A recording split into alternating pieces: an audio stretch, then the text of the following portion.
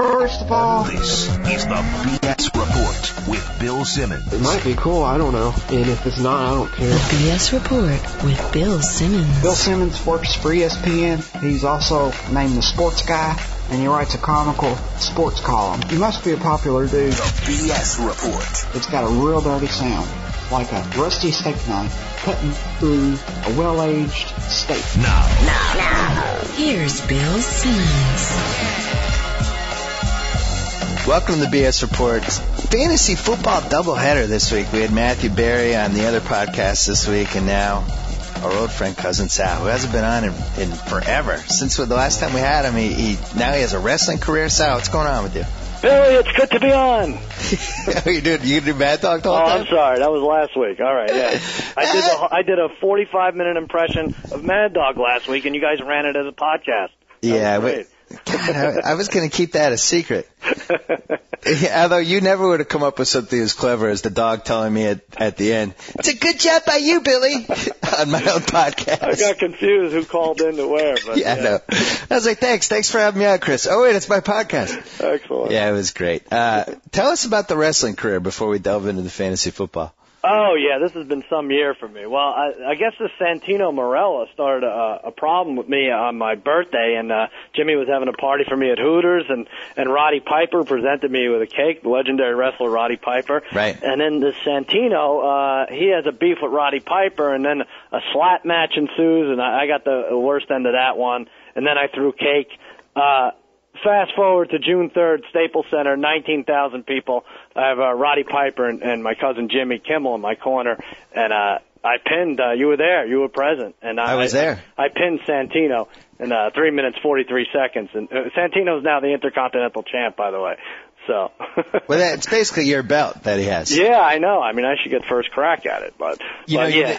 You never would have won the belt if Jimmy hadn't tripped him by not touching him at the end of the match, setting up your rollover for the Jimmy pin. was right. Was supposed to trip him. He had one thing to do, and he forgot somewhere along the line. And but we made it work. I was resilient, and I got there. I got the pin. I think it's funny that Jimmy can do a 15-minute monologue every night, but somehow forgot the one task that he had during this wrestling match. That wasn't even the highlight for me, though. The highlight was when I refused to take my daughter to the bathroom, and she peed on me. And I had to walk out of the wrestling event with pee all over me. I think they have cutaways of that. My wife celebrating, you getting peed on, bagpipe music playing. Yeah, it was great.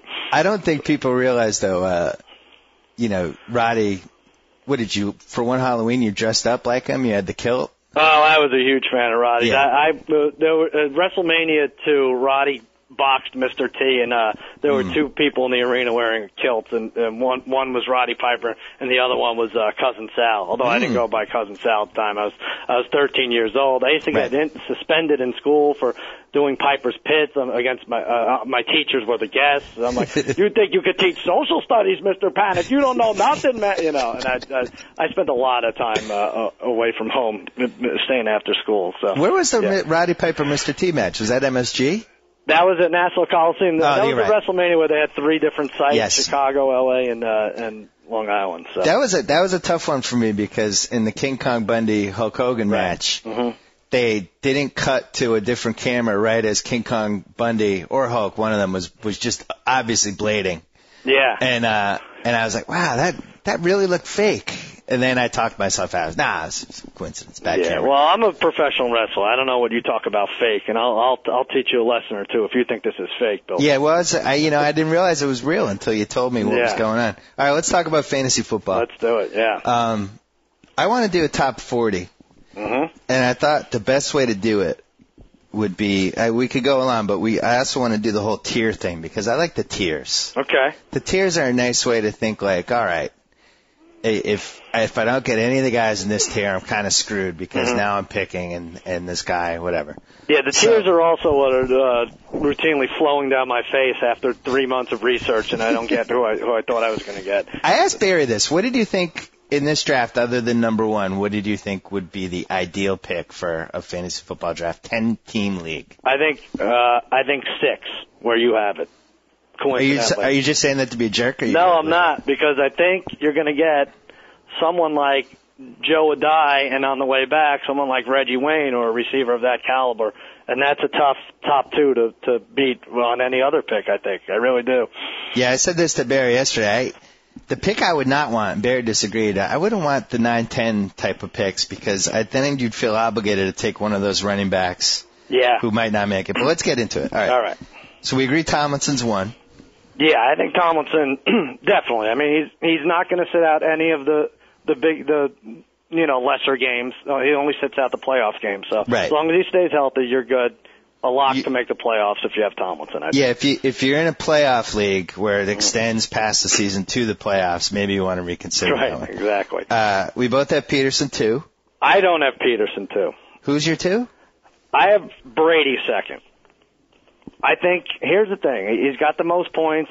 I don't like taking a quarterback with the first pick, but I analyzed it, and 50 is a lot of touchdowns, and even if he has 36 or 37, it's a huge drop-off, and it's a great year, and I think you're also going to make the playoffs with Tom Brady as your quarterback.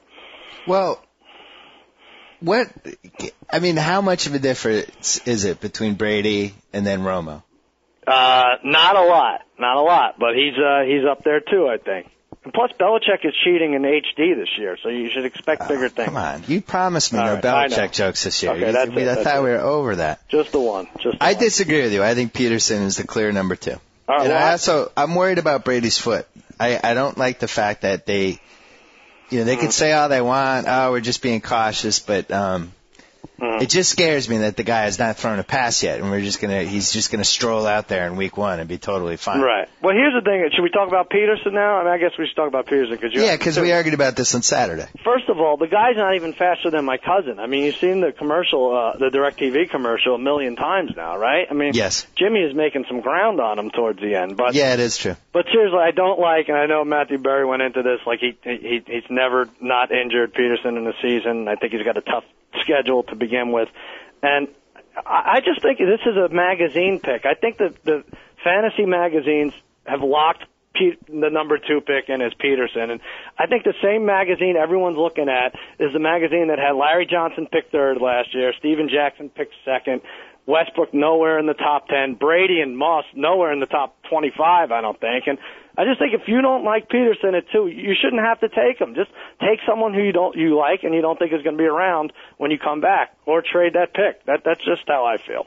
Well, here's how I disagree. Peterson, usually guys go up in their second year. They get better than they were as a rookie. Right. I mean, it's just you're used to the 16-game schedule. You're not as nervous, all that stuff. It's hard for me to fathom how his stats could go down. Because I think they're going to be better. I actually like the Gus Frerotte. We talked about this on Saturday. He's semi-competent. Not. You're not going to win a Super Bowl with him, but at least he's not a train wreck like Tavares Jackson. Right. And I also I just think that's going to be a good team. Yeah. So they're going to have leads. They're going to be up 10 fourth quarter. He's going to be piling up stats. He's my number 2 pick. So who do you have at number 3? At number 3? Yeah. I have Westbrook. Is that who you have? Yeah, I have Westbrook as well. I mean, he's fine. It was first Tiki Barber, and now it's Westbrook, where people just didn't want to believe that he was a top 7 or 8 guy, and now I think everyone's accepted it. And I hate rooting for the guy. He's an Eagle, and he's questionable every Friday, but then he puts up triple digits combined receiving and rushing, over 2,100 yards, 12 touchdowns last year. You can't really pass. You could make a case that he's 2.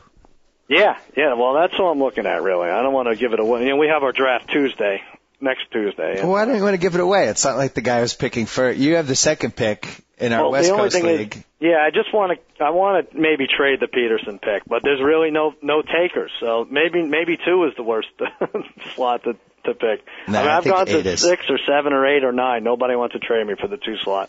All right, I have Joe Adai at 4. So do I. Fun to watch. Has potential to explode in that crazy Colts offense, and I think, if Manning has to take some series off, to ease up on that knee, look out. So I got Brady at 5, so that means you would have Peterson at 5? I have Peterson at 5, yeah. All right, so we're probably back on track now. Yeah, Brady's fine. Brady, I think, I just would not take Steven Jackson over him. I don't get, if your case for Steven Jackson is, well, they have Al Saunders now as his offensive coordinator, I'm not, you're not roping me in with that one. No, I still don't think they can block. I don't think they're going to be very good, and I don't really like, call me crazy. I don't like having the running back on a team that's going to be down 38-10 in some of these games. Yeah, that's the thing. I mean, by all accounts, it's still a rebuilding year for the Rams, and I have Steven Jackson at 8. Actually, I think already Orlando Pace is banged up, and if he scores 10 touchdowns, it still doesn't put him in my top 5 backs. I don't think, and I don't know. I have Moss at 6 because I feel like if you're going to rate Brady that high, then you have to rate Moss as well because their success is directly correlates to one another. So if you think Brady's going to be good, then you must think Moss is going to be good. I had him slightly low. I had him at 7. I still like him at 7. 23 touchdowns is asking a lot, but even if he drops to 15, it's going to be more than any other non-quarterback out there at that spot, I think. So I have Jackson at 7, and that is the end of my level 1.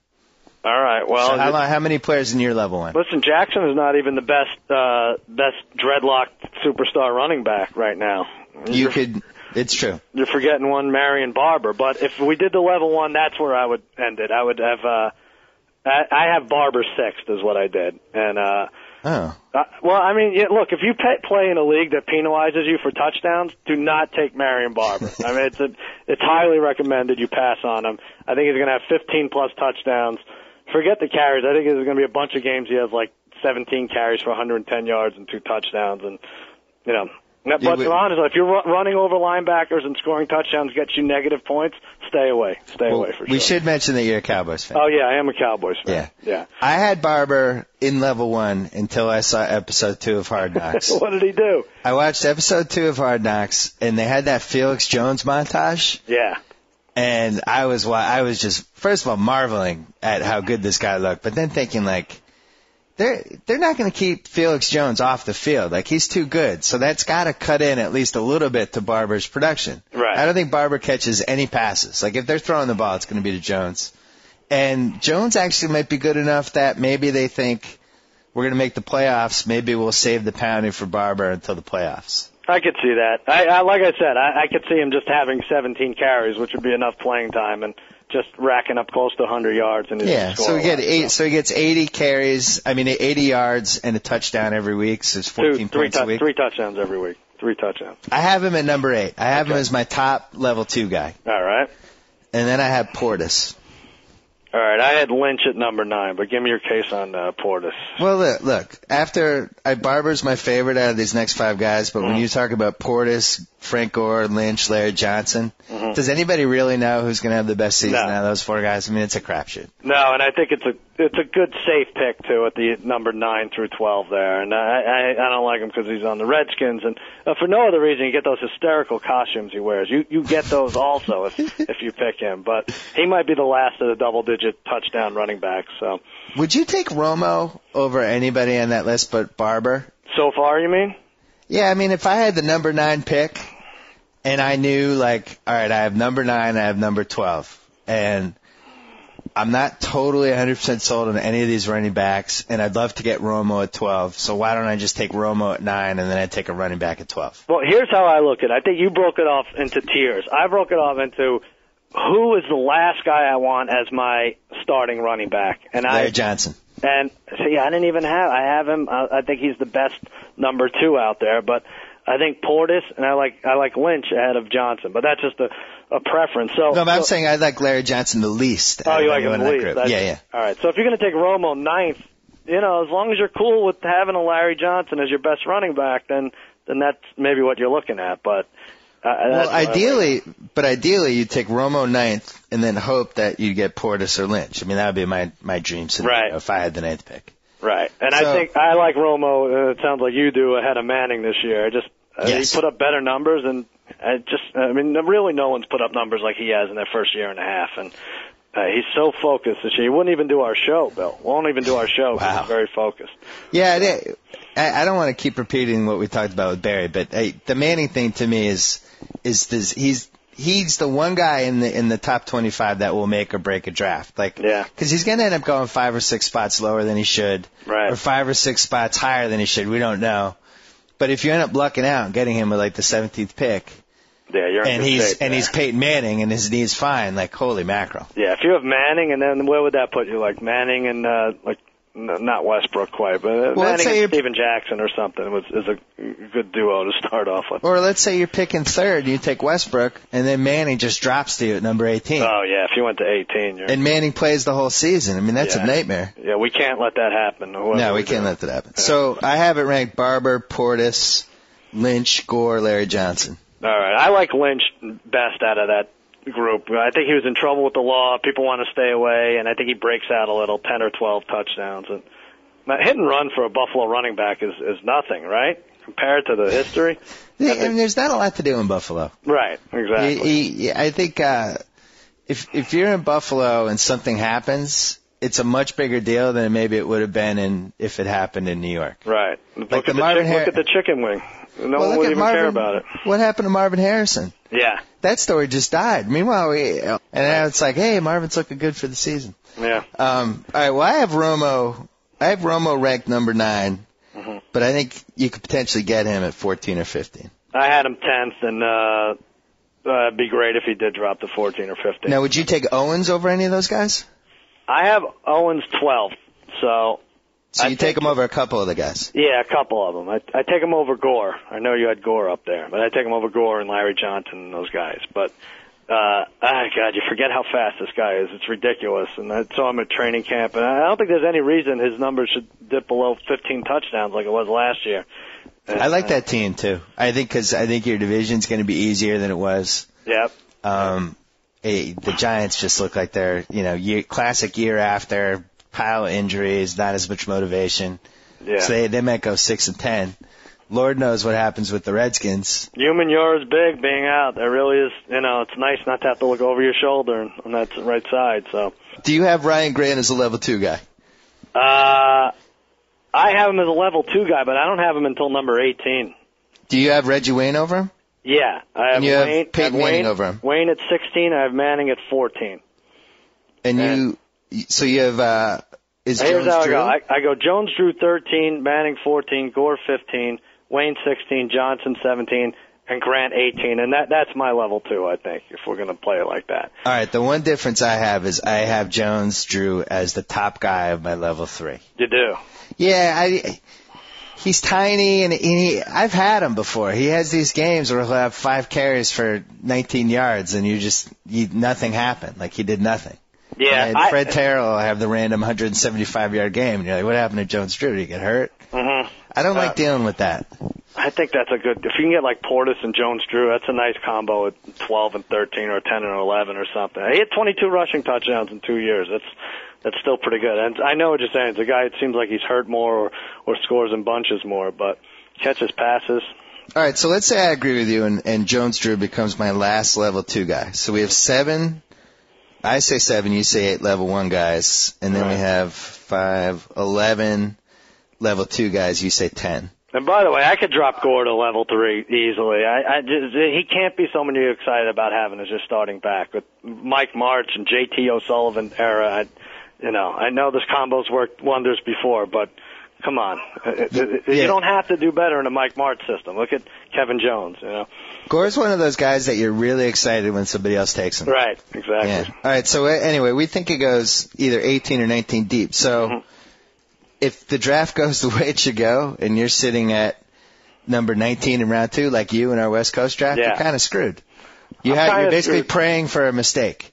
Yeah, I'm praying for, first of all, I'm praying for 3 quarterbacks to be taken, for sure. And we have to hope that Manning doesn't drop like you think it might, or someone bites on Tony Romo early. But I don't actually mind. Leading off Tier 3, I have at 19 T.J. Houshmandzadeh. And I like him. I think 12 touchdowns last year. I think people start to realize now he's the best wide receiver in Cincinnati. Maybe history. And I like 12 more touchdowns out of him this year. I have him ranked the same, and in fact, my next 4 guys in the top of my level 3 after Jones Drew are all receivers. They're all wide receivers? Yeah, Hoosh, Edwards, Braylon Edwards, Larry Fitzgerald, Marcus Colston.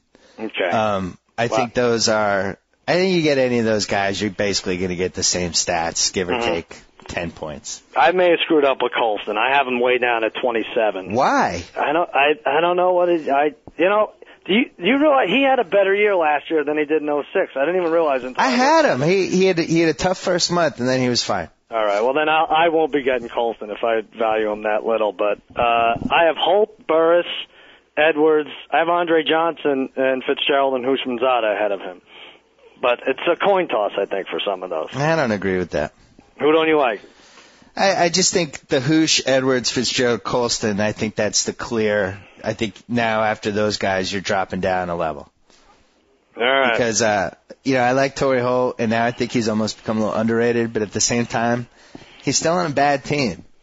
He's on a bad team, but they're going to have to play catch-up. And Hey, babe, when you're talking about Week 15, Week 16, when you're actually trying to win the title, you want a guy who's on kind of a bad team, but you don't want a guy who's on the 3-11 team. Yeah. That could happen with Torrey Holt. That's maybe why I had Andre Johnson ahead of him. I think he plays on the come-from-behind offense. And well, hold on. We'll get to him, though. We have... Well, I had him ahead of Colston. That's the only reason I mentioned it. Oh, okay. Go ahead. All right, I have him as my top level 4 guy. All right. Is Jamal Lewis a level 3 guy to you? He's number 21 on my list. And okay. I think he's the last of the best the number 2 backs. Like right. Your second I agree. back. Yeah. So you don't have McGahee or Thomas Jones on that level? I don't have either of those on that. I don't have that either. No. So I have him as my last running back in level 3 and as my 24th guy. My last running back on level, I guess he's, all right, we could start it this way, but I have Willie Parker close with Jamal Lewis, and I know his stats are screwed up, and this time I'm being for real. If your league penalizes for touchdowns, this is the guy, because he had 1,300 yards and 2 touchdowns, and right. Definitely draft Mendenhall if you take Parker. I'm going to throw this one out. Yeah. I think Breeze and Roethlisberger, I have them next to each other here as my last 2 level 3 guys, and here's why. If you don't get Brady, Romo, Manning, Breeze, or Roethlisberger, at that point, you might as well just wait and then play quarterback roulette 5 rounds later. Yeah. Because you don't put Palmer in there, huh? I don't trust him anymore, and we don't know what we're getting out of Chad Johnson, and I didn't really think I had him last year. I didn't think he was. I didn't even start him most weeks. Yeah, you didn't. That's right. I just don't think he's on that level. If I'm taking him with my 27th pick, I'm not crazy about my team. So I had. All right. So I have a little different. I think there are 3 quarterbacks you take in the first 2 rounds, and then I wait.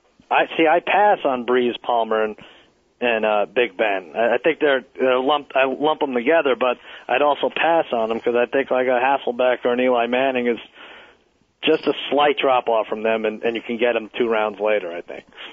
When you say slight drop off, are you talking 4 or 5 points a game? Well, Breeze at 28 touchdowns, Palmer at 26, Big Ben at 32. The Palmer, though, he had that him and Chad Johnson both in Week 17, which doesn't count in any fantasy league, both bumped up their stats, which I don't. Yeah. It's got to be factored in. I almost wish they kept the 1 through 16 stats. Yeah. And threw out Week 17 from there. I know. I hate when they do that. Yeah. I always mean to print it up after Week 14 so that we can refer back to it. Yeah, but we both agree that you have Palmer as in the I have top them up 6. there a little higher, only because they do play. They have shootouts in some of these teams. How do you feel about McNabb? I like, if it weren't an Eagle, I think I would have him up there. I think I had him at 36, and he's the last of the quarterbacks I had in our top 40, I think. So, but yeah. At the end of the day, he has good numbers, right?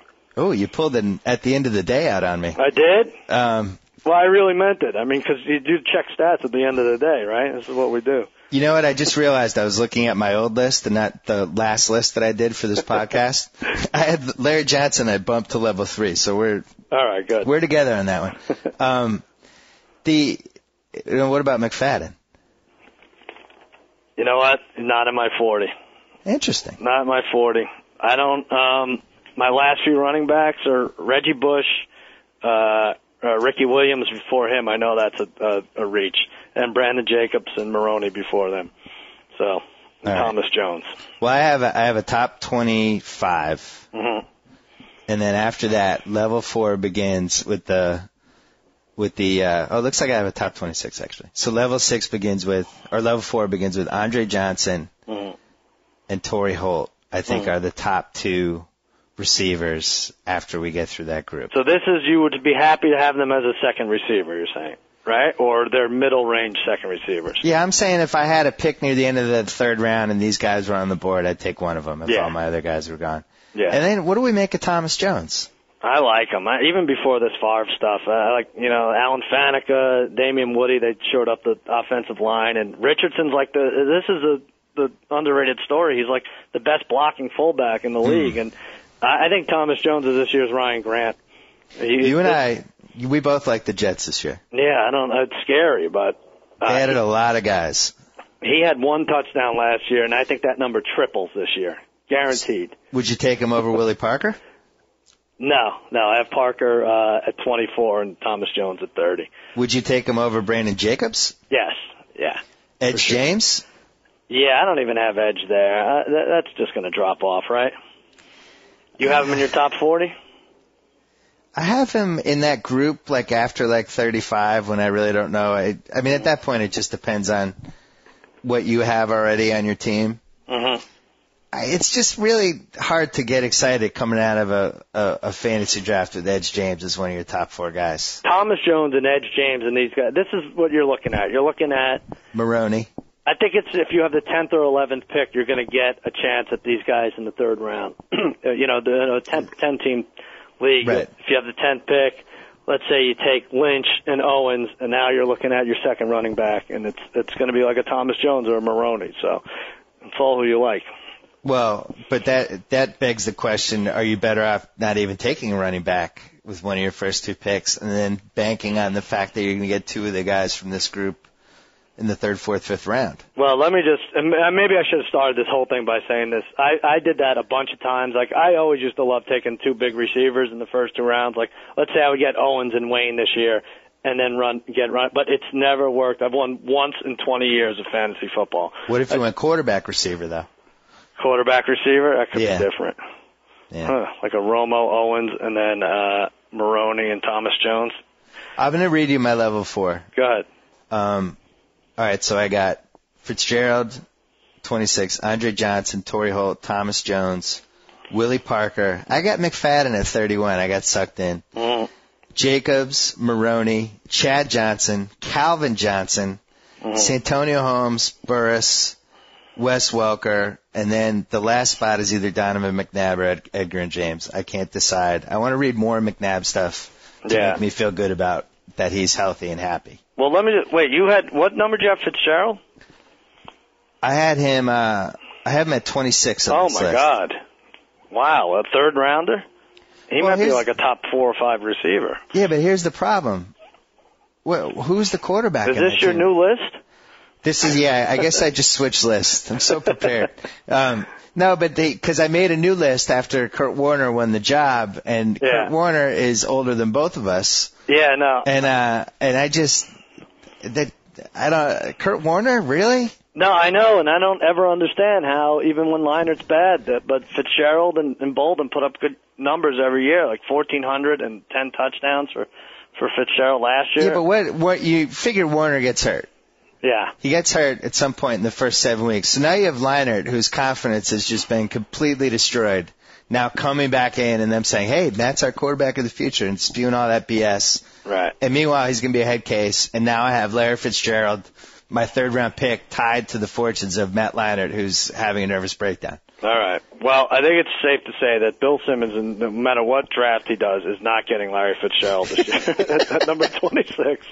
You don't think so? I don't know what's going to... Yeah, I think he's dropping?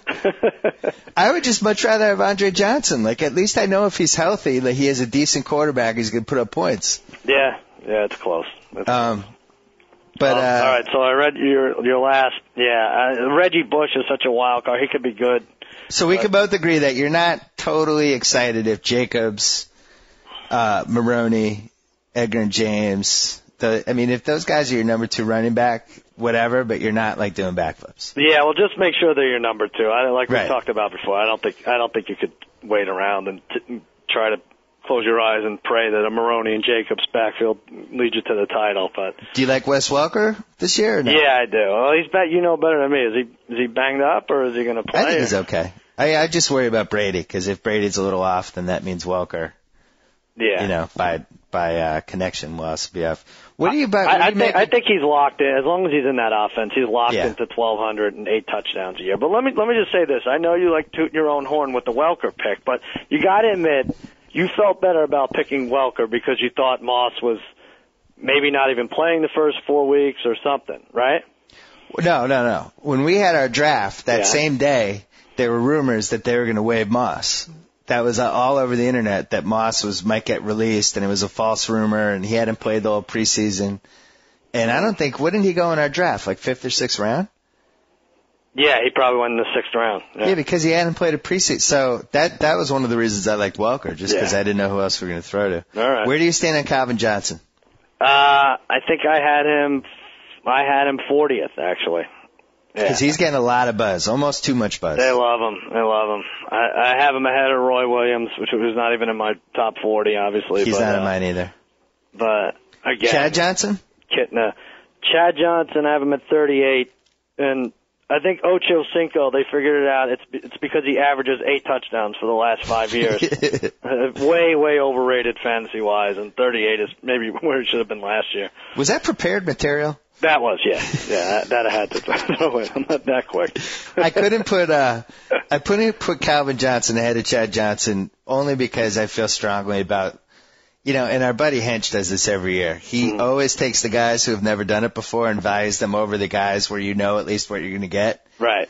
And let's say Calvin Johnson has 1,150 yards and 9 touchdowns. That's a reasonable second year for him, right?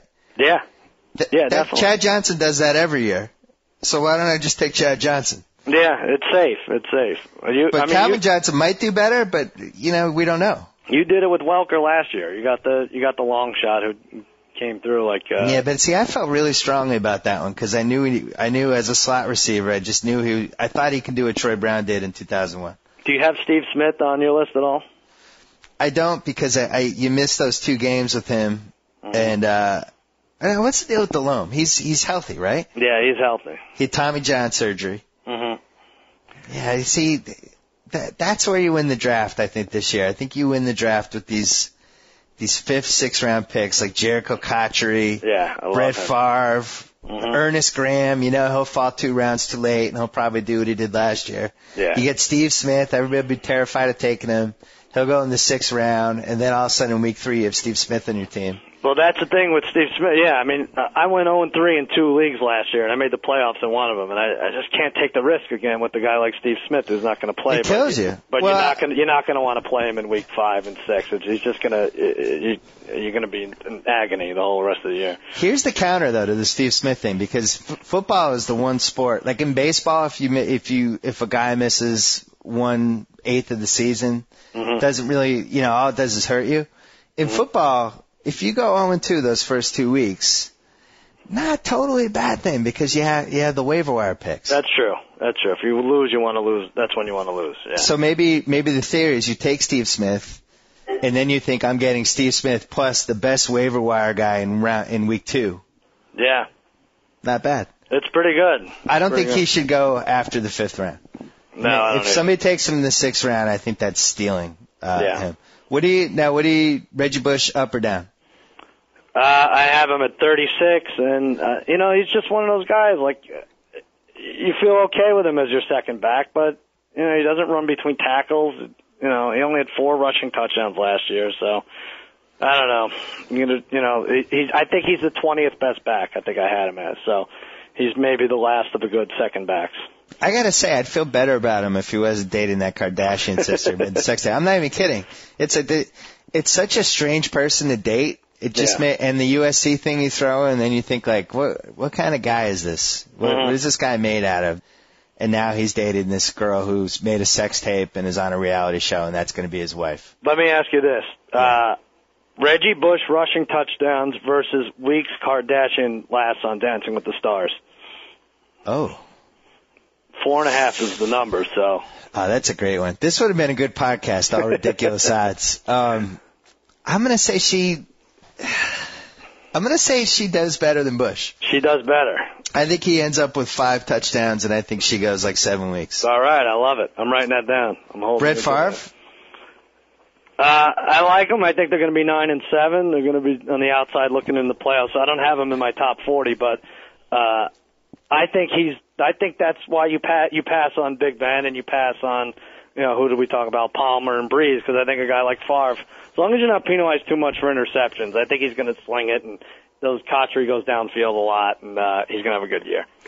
I'm actually going to have us vote on that before our draft this year. It just drives me nuts that we don't count interceptions.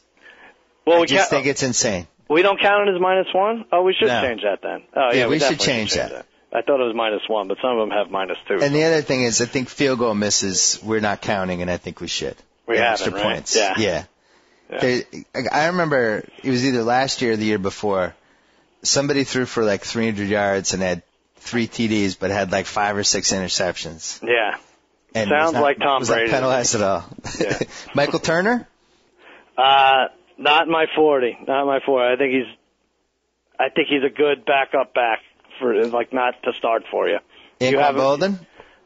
I don't know what team he's going to be on. By the way, don't be surprised if the Cowboys sign him. I saw Jerry Jones talking about trading like a first-round pick and someone else for a big-name receiver, and he's really the only one out there that's having trouble anywhere else. What is your salary cap? Like $300 million? Like how are they even conceivably able to trade for somebody like that? It's creative accounting. No, I think that would be part of the deal. I think Arizona would have to eat some of that salary, but yeah, but he still has a cap figure.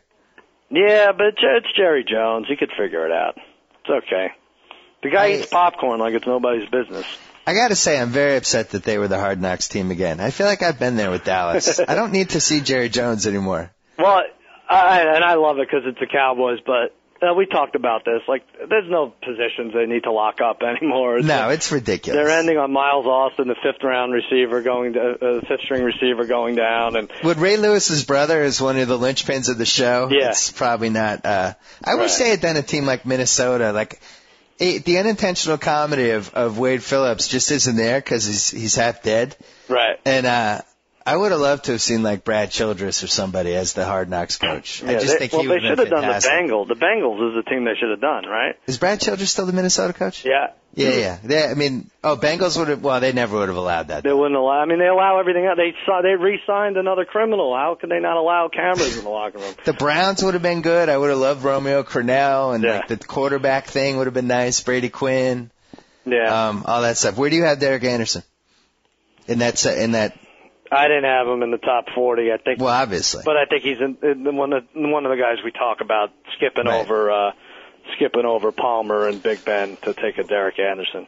Well, I gotta say, I learned a lot during this podcast. I learned that you're not going to take a quarterback early, and you're going to play roulette in rounds 5 and 6. Yeah. Well, unless Tony Romo's there with the 19th pick, I'm not taking a quarterback. I can guarantee you. I can make this promise to you that Romo will not be available. Really? Pick a number 19. All right, I'm penciling him in for you at 15. I've always wanted to have somebody who's dated Jessica Simpson. Do you have any sleepers? I like Deshaun Jackson, the Cal receiver on the Eagles. And oh, boy. Is your other sleeper Chris Johnson? Huh? Is your other sleeper Chris Johnson? No. I just had Kevin Curtis, Reggie Brown are hurt, and he had like 11 receptions for 140 yards the last 2 preseason games, and I think McNabb likes him. Barry and I talked about him in the other podcast. Oh, you did? Both love him. Well, no. You don't be sorry. This guy has emerged as the preseason sleeper. I think. I think it's safe to say that he'll probably go about 2 rounds ahead of where he should go. Mm-hmm. And I'd say this too, another sleeper, and I really hope no one in our league is listening because if this is not snatched up in the first 3 rounds. There's something wrong. The Falcons defense. If someone takes that pick from me, I'm going to be livid. I mean, they have this guy, Wilry Fontenot. He's a 7th round pick. He's a cornerback. And, well, I shouldn't have even said anything. I'm annoyed that I even brought it up. Patrick Creighton? Yeah, that's another, I don't know if you could look at him as a sleeper, but yeah, he's going to have 8 or 9 touchdowns, I think. He's a sleeper in the sense that if you took him in the 5th round, it might not end up being a disappointing pick. Yeah, if Romo has like 35 touchdowns. Somebody's going to catch him. Yeah, 17 go to Owens, the rest have to go somewhere else. So. Do you buy any of the Redskins guys? Other than Portis, I don't think so. Maybe Cooley if you need a bad third or good fourth receiver, tight end in one of those leagues. Yeah, because Randall L's gotten a little momentum, and I'm not seeing it. Right. Well, I'd give you my sleepers, but I really don't want to. Oh, come on. You got to give me one. You will. already gave me enough that Romo will not be there for me at 19. That's Well, only because the readers are listening. I will say, I think that Lamont Jordan, you look at what Sammy Morris did last year before he got hurt. Mm-hmm. And that guy was, by week 5, starting in every fantasy league. Yeah. Even though he was splitting time running because he was getting every touchdown. Right. And I don't think Morris is going to come back. I know he's on the team, but I don't think he'd come back from that injury.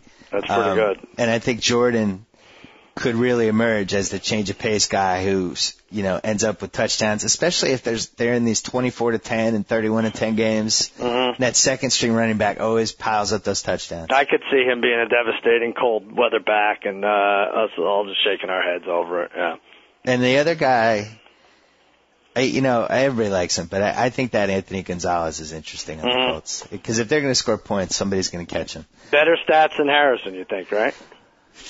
I think this Harrison shooting thing, I see it resurfacing. You have all these sports investigative shows now. You got like Outside the Lines and E60 and the HBO show Real Sports. He's screwed, yeah. You got 2 magazines that love doing this stuff. Somebody's going to delve into this. Mm-hmm. And it's one of those weird sports stories that, for whatever reason, was not covered enough. Yeah. Which I don't understand. Sounds like you want to break the story. You should investigate. Get in there, Bill. I want to know in this day and age how a story like that just fades away. Yeah. Like, where is Armin Katayan? Is he like on a beach somewhere sipping a mojito and just doesn't care? Like, he's a big beach guy. Yeah. Where's Bob Lee? It's McConaughey and then Katayan and then Lee. You know what happened? All these guys went to China. Mm-hmm. And they're all planning their China trip. They're all excited about it. Yeah. Oh, I'm going to China. And meanwhile, Marvin Harrison, it's just sitting there for somebody. So you'd love the number 6 pick. What is your worst case scenario pick in a 10-team draft? I think the worst case scenario is maybe the 10th pick if you're stuck with Gore as your best running back. Okay. Last question. Yeah.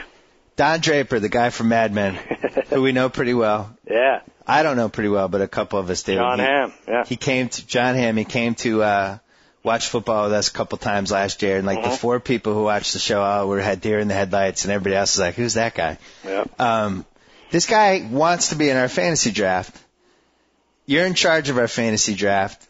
You did not kick out any of the fringe teams in our fantasy draft or add Don Draper plus another team and go to a 12-team league. Basically, you just didn't care that Don Draper wanted to be in our fantasy draft. Well, explain yourself. First of all, this is a smokeless league.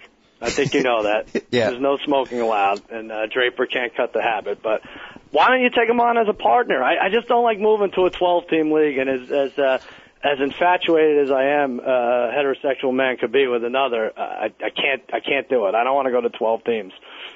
So you're so stuck on a 10-team league that one of the great actors of this decade, who's going to win an Emmy on September 15th or whatever that is, and is going to go down. Like, to me, this is the equivalent of 1999. James Gandolfini wants to be in our league. Yep. And we're like, nah, we don't want to go to 12 teams. And then 10 years later, we all could have said, yeah, I'm in a fantasy league with James Gandolfini. That's exactly what happened. Yeah. And you don't care. You don't care about this. It was 1988, and Michael Keaton said, hey, Sal, I want to be in. I said, no, it's not happening.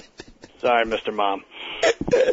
So it's not happening unless the only way it could happen is in the next couple days if one of the teams is either framed for a murder or just disappears. Or you could take him on as a partner. Honestly, you haven't met him, have you? I think it would I think it'd be weird for me to own a team where I don't know the other guy and we're partners. Yeah, you have to meet him. That stinks that you haven't. Yeah, you guys would be fast friends. Also, I have to say I don't like the way he treats women. I got to be honest. I know it's a show, but Hey, we should mention this. Your wife, when she was over here, had a whole thing about how she thought Don Draper was a worse TV character than Tony Soprano. I posed the question. I said, who's a better man? Who's a better person? Tony. And your wife, your wife was the only Tony Soprano vote. Yeah, she says he's a family man. She said, forget about the philandering. He still puts the family first. But Yeah, her big thing with Don Draper was that Don Draper was totally willing to ditch his family near the end of season 1 and go live with that girlfriend. And that was reprehensible to her. But all the things Tony Soprano did, not reprehensible. I know. He ran off and did peyote with a girl in Vegas and then came back and picked up on his other affairs. So. He had a one-legged hooker girlfriend. That's fine. It's fine with your wife. He was home every night in bed, and that's all that mattered.